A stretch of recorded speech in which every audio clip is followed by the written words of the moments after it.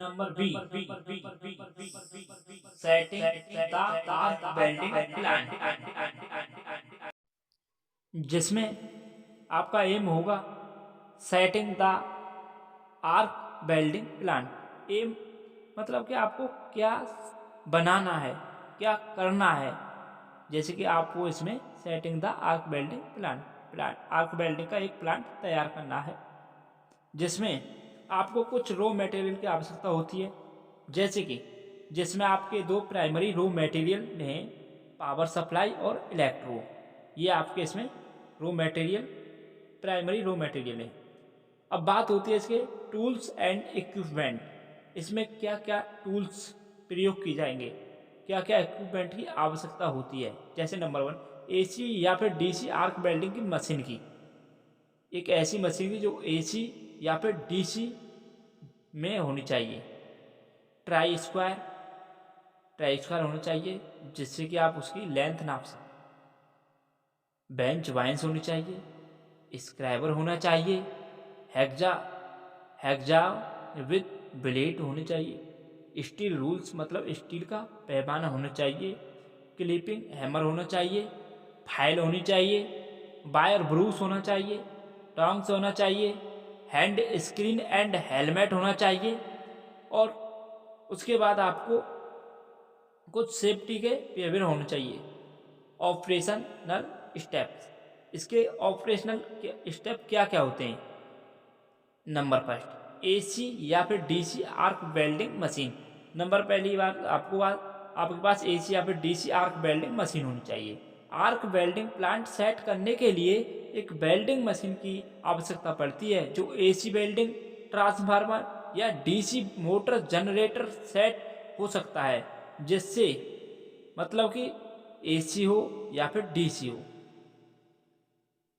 जिससे वेल्डिंग करने के लिए आवश्यकता करंट प्राप्त किया जा सकता है।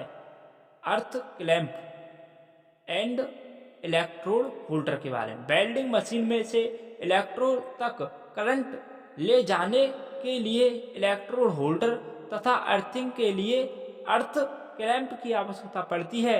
अर्थ क्लैंप को वेल्डिंग टेबल से बांध दिया जाता है। Number 3, welding cables. सही तथा अच्छी क्वालिटी की वेल्डिंग केबल का प्रयोग करें तथा मशीन से इलेक्ट्रॉन तक करंट पहुंचाने तथा वेल्डिंग टेबल तक अर्थिंग के लिए इसका प्रयोग किया जा सकता है। वेल्डिंग केबल उच्च गुणवत्ता की होनी चाहिए और अच्छी होनी चाहिए। Connecting welding cable to machine, welding cable को वेल्डिंग मशीन के साथ जोड़ने के लिए लग का प्रयोग किया जाता है। कनेक्शन लूज ना रहे, नहीं तो स्पायरिंग हो सकती है।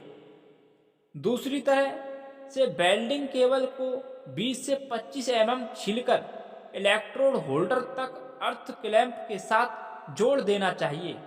नंबर 5, कनेक्टिंग अर्थ क्लैंप।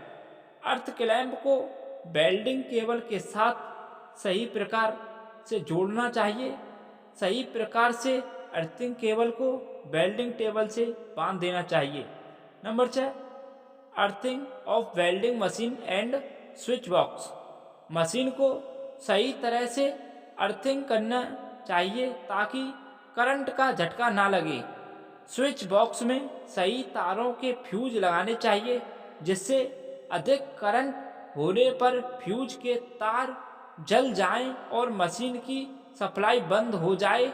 ऐसा करने से मशीन जलने से बच जाएगी।